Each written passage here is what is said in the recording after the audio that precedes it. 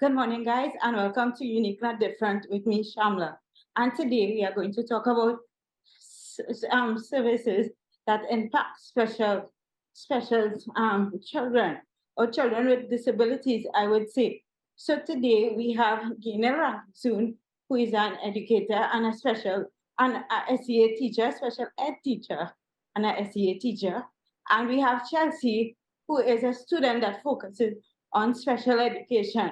So good morning, and how are you guys doing? Good morning, Chelsea. Good morning, Shamla. Thank you for having me.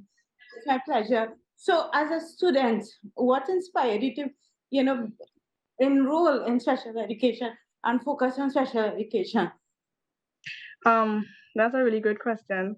Growing up, I have always been interested in teaching and learning. I have always wanted to be a part of the education system because I was always fascinated by the way children learn, and how they receive their knowledge.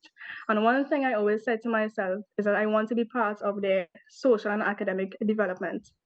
After writing CSEC, I enrolled in the Serval ECCE program, where I was introduced to the world of education.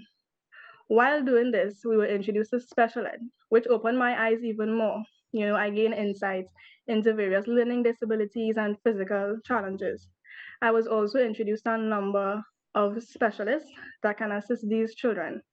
We learned sign language, on lunchtime, the program leader would come and teach us basic signs. And I was so interested. However, last year, when I was tutoring a little boy, I realized that he was not meeting specific developmental milestones. But when I got home, I did my research just to realize that he needed speech therapy. And honestly, I didn't know what speech therapy was, but I knew that I wanted to help him. In doing so, I found speech and language pathologist Sulang George, who is currently mentoring me, employed me, and trained me under her, and we did a program called Han and It Takes Two to Talk for parents with children with autism. And ever since I have been interested, I've been more invested and fell in love with the field even more. Awesome. That's a really incredible story. And Gaynell, you are a special ed teacher and a special ed teacher along with in SDA field, right? So Yes, I am. right. So in terms of special ed in the public sector, do you obviously parents need special educators in the public school system? Do you think that it is equitably distributed? And do these parents have access to special ed teachers? Okay.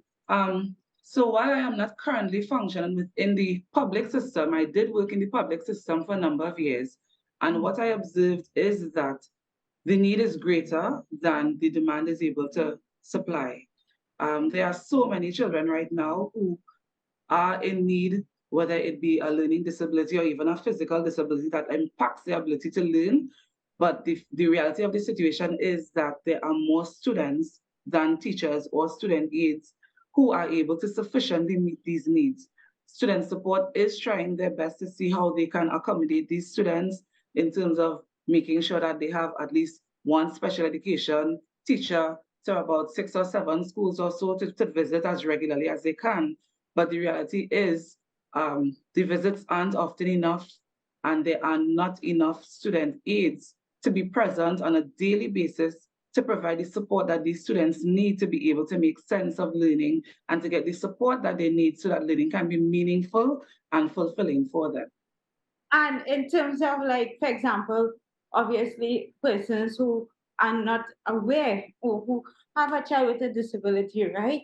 And I guess we have persons who make these decisions in terms of demand and supply, right? What would you say is the difference between having a special ed teacher on aid as opposed to not having one with a child in the school system? Okay, it's similar to visiting a foreign country. You are there in Germany and you do not have a translator. You are unable to make sense of anything that you see, anything that you hear, because there's nothing to bridge the gap, the language gap that exists, the language barrier that exists. Students with special needs existing in a school without an aid or special ed teacher is you in a strange land with no interpreter. They do not need the person to give them an advantage, but they just need the person to make education accessible, to break down the concepts into chunks that they are able to easily process and remember, to provide the reinforcement activities that they need so that they can participate in learning and that they can be able to have a productive day. You know, some of them would just exist throughout the day, and at the end of the day, when they get home, they wouldn't have really learned much because of the fact that some of our primary school teachers just don't have the necessary skills, the basic skills that they need to help students who have special needs. There are some who, without having any qualifications, would really try. They would take the initiative and do the research, and they would seek out help and so on. But there are some who just don't know what to do and they don't know where to turn. And then these poor children are there without anybody to assist them, to be the translator, to bridge the gap between what they know and what they don't know. So it's as serious as that. Chelsea, from your perspective, right, being in the education system, you know, and as a student, right, would you say that, for example, there are there, there are enough practical experience or in terms of practicums to get involved and being able to, while doing the academic part, you know, interacting with the children as part of the curriculum? Honestly, I don't think so. While attending Serval, we were introduced to everyone. Serval is a school for everyone. So we take children with both learning disabilities and not. And where I got my practical from. But in terms of the university setting, I'm not sure. Yeah. And Ganelle, in in terms of special ed, right? And not only special ed, I guess in terms of early childhood interventions as well. Do you think that there is enough services available for early childhood intervention? Okay, that's a bit of a tricky question because the reality is, um, we don't we don't tend to label or so for children at that age because of the fact that we have to wait for some of the developmental milestones to take place, and each child develops at a different pace, a different level of learning. So it's not as easy unless the symptoms are very glaring, it's very severe. That's when you'd usually get a diagnosis for a child at the ECCE level. But usually we prefer to wait until they're in first year, probably the end of first year, unless, as I said, it's very glaring, it's a very severe issue. So, but at the preschool level, usually you would not find a lot of intervention because they prefer to wait until the child is able to develop a little more, give them more opportunities and expose them a bit before that sort of resource is given there. But I think we could probably do a bit more because you'd find that there are more and more children, even at that toddler stage, at early childhood stage, who are displaying signs and symptoms of major learning and physical challenges that would impact on their learning. From my perspective, right? For example, as you mentioned, toddlers, right? They get diagnosed, for example, with autism, right? And they are they would be required for different, I guess, therapy, speech, behavioral, and Occupational, yes. occupational therapy, right? And in terms of the, to my knowledge, my experience, the wait list is long, Yes. but yet the parents want them in the school system because they think they are taken away from the step if they do not start at a certain age. Yes. What would you say to those parents who are on the wait list for months, yet have their child in the school system? Do you think it is taken away from the child or being at a disadvantage?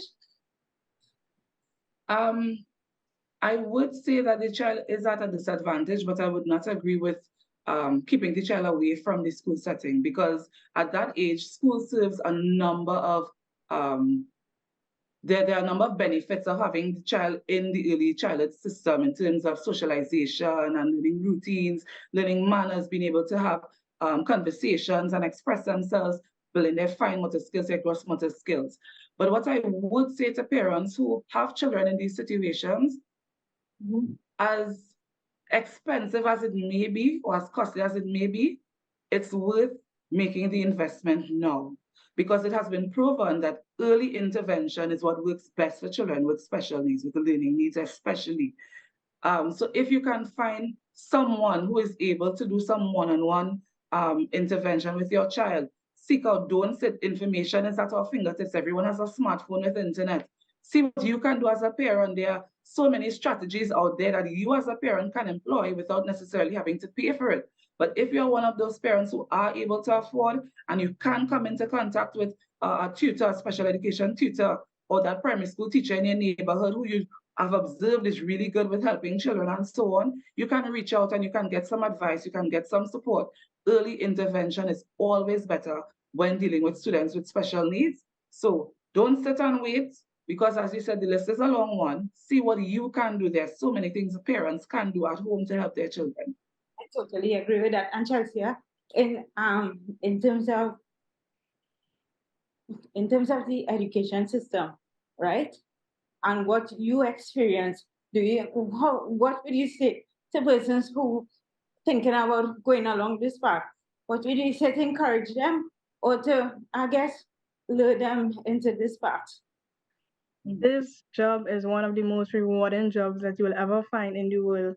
To see parents happy, to see their children flourish, to see their children say a word, pick up a pencil, walk to a door, open the door. It is an amazing job. It is not an easy one, but it's very rewarding.